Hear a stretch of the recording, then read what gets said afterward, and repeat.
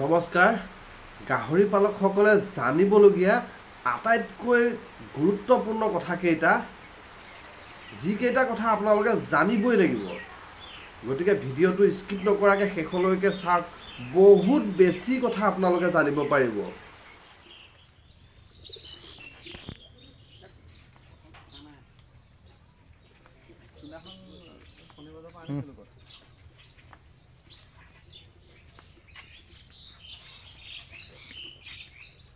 এই গোটেই ফাৰ্মখন আপুনি মেনেজমেণ্টটো অকলে কৰি আছে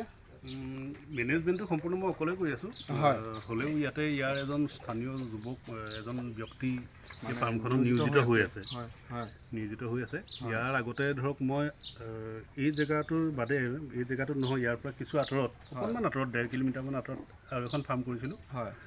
তাতো তেনেকৈ এজন ব্যক্তি নিয়োজিত হৈছিলে আৰু পাছৰ পৰ্যায়ত সেই যিজন যুৱক তাত নিয়োজিত হৈছিলে তেওঁ সম্পূৰ্ণৰূপে সেই ফাৰ্মখনৰ মানে তেওঁক স্বত্বাধিকাৰী পাতি মই এটা পাৰ্ট আকৌ ইয়ালৈ অঁতৰাই আনিছোঁ তেওঁ সেই যুৱকজনৰ যিজন যুৱক আগতে আপোনাৰ কেৰেলাত গৈ কৰ্মৰত আছিলে কেৰেলাত গৈ তেওঁ পকা মিস্ত্ৰী কাম কৰিছিলে যিজন যুৱকে কিন্তু বৰ্তমান তেওঁ গাহৰি ফাৰ্মখনকে আদি কৰি তেওঁ ঘৰত এটা ধুনীয়াকৈ এটা ফিচাৰী খান্দি লৈছে আৰু লগতে যিখিনি গাহৰিৰ যিখিনি গোবৰ ওলায় সেই গোবৰখিনিৰে পচন সাৰ প্ৰস্তুত কৰি তেওঁ ঘৰতে খুব ধুনীয়া বাম খেতি এতিয়া ৰবি শস্য খুব এটা ইণ্টাৰেষ্টিং কথা এটা কৈ আছে আপোনালোকে ভালদৰে শুনক তাৰপিছত এই দানা যে আপুনি খুৱায় কেনেকুৱা কি চিষ্টেমত আপুনি দানাটো খুৱায় দানাটোৰ ক্ষেত্ৰত আমি আচলতে দুয়োটা পন্থাই আমি অৱলম্বন কৰোঁ স্থানীয়ভাৱে আমি যিবোৰ ইনগ্ৰেডিয়েণ্টছ পাওঁ কচুৰ পৰা আদি কৰি আপোনাৰ কলৰ পৰা আদি কৰি কচু কলৰ পৰা আদি কৰি আৰু ইয়াতে যিহেতু জনজাতীয় লোকসকল আছে তাত যিটো পৰম্পৰাগত যিটো আপোনাৰ হেৰি বনায় এইটো কি বুলি কয় সাজপানী যিটো বনোৱা হয় তাৰ যিটো থাকি যোৱা অৱশিষ্ট সেই অৱশিষ্টটো সেইটো গাহৰিৰ কাৰণে খুব উপযুক্ত এটা খাদ্য হয় গতিকে সেই বস্তুটো গাহৰিৰ কাৰণে খুব উপযুক্ত এটা খাদ্য গাহৰিয়ে খায়ো খুব ভাল পায় সেই বস্তুটো ইয়াতে পোৱা যায় অলপ কম পৰিমাণে হ'লেও তো সেই বস্তুটো সংগ্ৰহ কৰা হয় বাকী স্থানীয় যিখিনি খাদ্য আছে ধৰক আপোনাৰ চিৰা গুড়া তুঁহ গুড়া কচু কল সেই বস্তুখিনি মিহলাই দিয়া হয় আৰু একবেলা আমি দুইবেলাই যিহেতু দানা দিওঁ এবেলা দানা তেনেকৈ আমি স্থানীয় খাদ্যখিনি মিলাই তেনেকৈ দানাখিনি দি দিয়া হয় আৰু তাৰ পিছৰ বেলাৰ দানাটো আমি সম্পূৰ্ণ সেইটো যিখিনি আমাৰ ৰেডিমেড যিটো ফিড যিটো দোকানত কিনিবলৈ পায় সেই ফিডটোৰ ওপৰত আমি ডিপেণ্ড কৰোঁ সেইটো খুৱাই দিওঁ আপুনি এজনটো শিক্ষক চৰকাৰী স্কুলৰ এজন শিক্ষক আপুনি তাৰ বাহিৰেও যে এতিয়া যে আপুনি যে এখন ফাৰ্ম যে খোলাৰ এটা মন মিলিলে কি কাৰণে আপুনি ফাৰ্মখন খোলাৰ এটা মন মিলিলে অকণমান বুজাই ক'ব নেকি আচলতে ফাৰ্মিং যিটো ছেক্টৰ এই ফাৰ্মিং ছেক্টৰটোত মই আজি শিক্ষকতাৰ বৃত্তিত জড়িত হোৱাৰ আগৰ পৰাই এই বৃত্তিটোৰ প্ৰতি মোৰ খুব আগ্ৰহ আছিলে বা মই খুব ভাল পাওঁ জীৱ জন্তুৰ লগত লাগি থাকি গতিকে তেনেকৈ যেতিয়া ঘৰৰ পৰা আঁতৰি আহিলোঁ আঁতৰি অহাৰ পাছত ইয়াত তেনেকুৱা কোনো তেনেকৈতো আকৌ ফাৰ্মিং ছেক্টৰত নিজকে নিয়োজিত কৰাটো ইমান সহজ নাছিলে বা সম্ভৱো নাছিলে তাৰ পাছত যেনিবা লাহে লাহে এই বস্তুখিনি মেনেজ কৰি মই ফাৰ্মখন স্থাপন কৰিলোঁ সেইখিনি উদ্দেশ্য আগত ৰাখিয়ে যাতে মোৰ যিটো হেঁপাহ আছিলে জীৱ জন্তুৰ লগত লাগি থকা মেলা সেই হেঁপাহটোও যাতে পূৰ হয় আৰু তাৰ লগতে ইয়াৰ স্থানীয় যুৱকসকল যিটো দেখা গৈছিলে আমি যিটো দেখিছিলোঁ প্ৰথম আহি পেলাই মই যিটো দেখিছিলোঁ ইয়াত যে প্ৰায় যুৱকসকলে মানে পৰিয়াল পোহপাল দিবৰ কাৰণে বাহিৰত যাব লগা হয় তেওঁলোকেও যাতে এইটো এটা আদৰ্শ হিচাপে ল'ব পাৰে যে বাহিৰত যোৱাতকৈ যে নিজৰ জেগাতে থাকি আজি অকল গাহৰি পালন বুলিয়ে নহয় গাহৰি পালনৰ লগতে মুৰ্গী পালন কৰিব পাৰে হাঁহ পালন কৰিব পাৰে ছাগলী পালন কৰিব পাৰে বা কোনোবাই দুজনী জাৰ্চি পুহিও পৰিয়ালটো চলাব পাৰে সেই বস্তুখিনি যাতে তেওঁলোকেও আয়ত্ব কৰিব পাৰে বা তেওঁলোকো যাতে আগ্ৰহী হয় এনেকুৱা ধৰণৰ ব্যৱসায়ৰ প্ৰতি আৰু যিহেতু আমি সকলোৱে জানো যে গাহৰিৰ এখন বিশাল বজাৰ আছে আমাৰ নৰ্থ ইষ্টত গতিকে এই বজাৰখন যিহেতু আছে আমাৰ হাতত গতিকে আমি যদি তাক নিজৰ হাতলৈ আনি ল'ব পাৰোঁ তেতিয়াহ'লে আমি স্বাৱলম্বিতাৰ দিশত আমি বিশেষ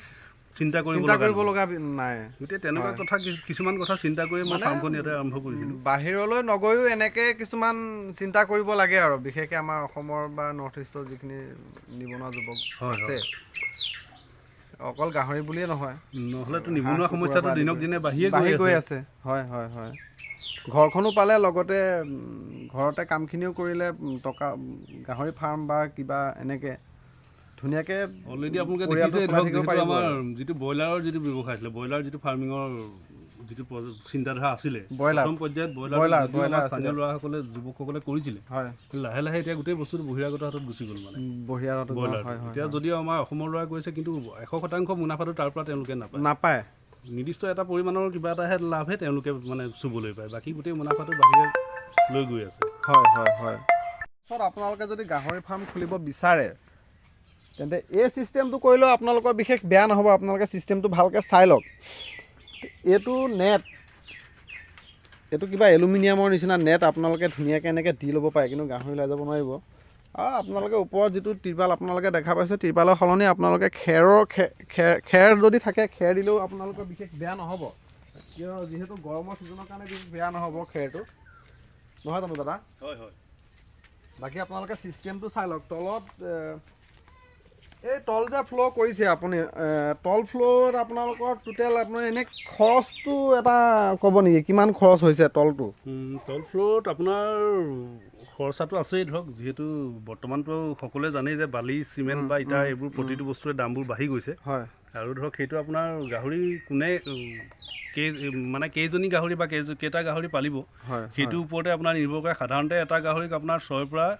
6 ফুট বাই 12 ফুট এটা ৰুম হ'লে মানে যিবোৰ ব্ৰিডিং গাহৰিৰ ক্ষেত্ৰত 6 ফুট বাই 12 ফুট চাইজৰ এটা ৰুম লাগে